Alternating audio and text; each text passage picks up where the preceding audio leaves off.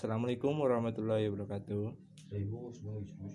Nama saya Muhammad Abdul Hamid, Prodi Administrasi Publik, alamat Desa Sudagaran, Kecamatan Banyumas, Angkatan 2020, Universitas Nahdlatul Ulama Purwokerto. Di sini saya akan menerangkan tentang 3 pokok masalah. 1. Konsep dasar dan definisi administrasi publik. Kedua, tujuan administrasi publik. Ketiga, ruang lingkup administrasi publik. Poin pertama, definisi administrasi publik.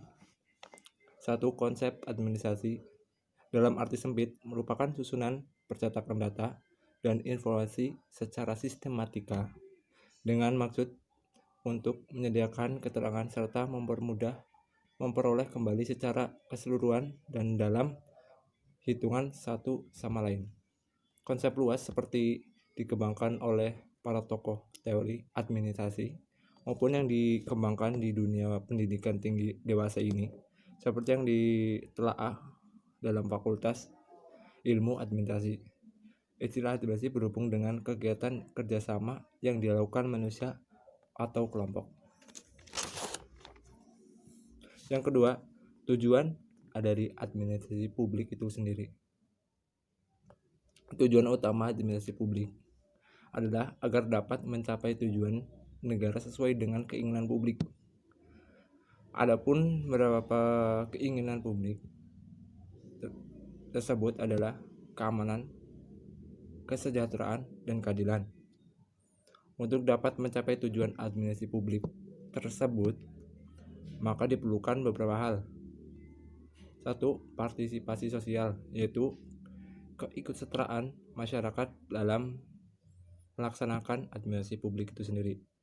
Yang kedua, tujuan tanggung jawab sosial, yaitu tanggung jawab yang dilakukan oleh pelaksana administrasi publik kepada masyarakat. Yang ketiga, dukungan sosial, yaitu dukungan yang diberikan oleh publik terhadap pelaksanaan administrasi publik itu sendiri.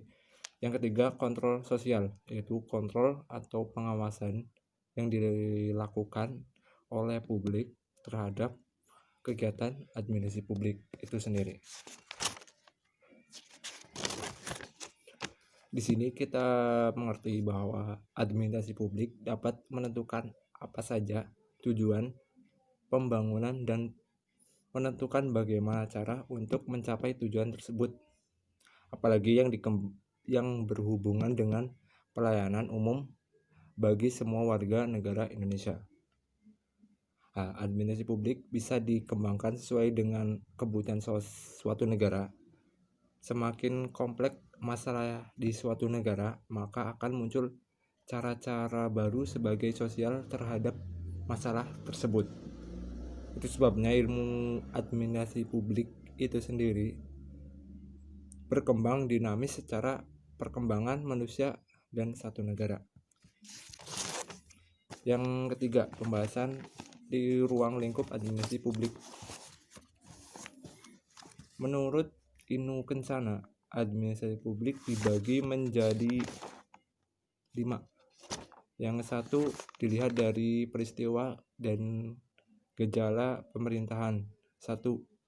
Administrasi pemerintah pusat, administrasi pemerintah daerah, administrasi partai politik, administrasi desa, administrasi departemen dan non-departemen. Yang kedua, di bidang kekuasaan ada 4. 1. Administrasi politik luar negeri, dalam negeri, partai politik, kebijaksanaan, dan pemerintah. Yang ketiga, di bidang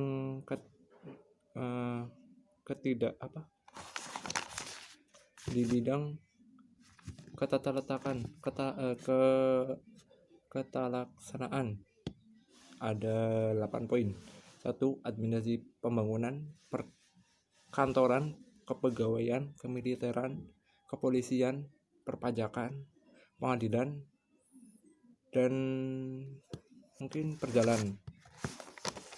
Yang keempat, di bidang kenegaraan ada 4. 1. Tugas dan kewajiban negara. 2. Hak dan kewenangan negara.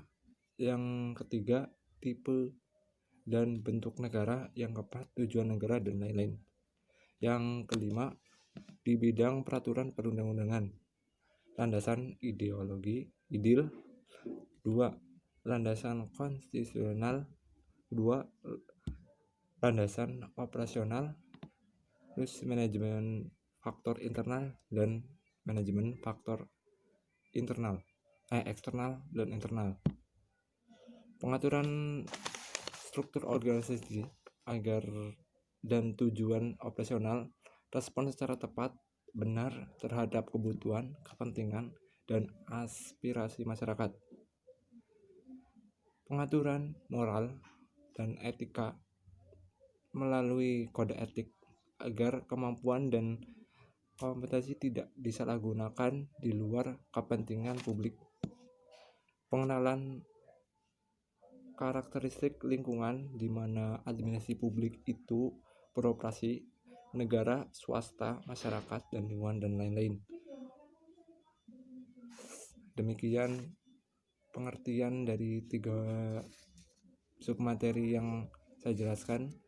Semoga dapat dimengerti secara global ya, dapat dimengerti, dan terima kasih. Assalamualaikum warahmatullahi wabarakatuh.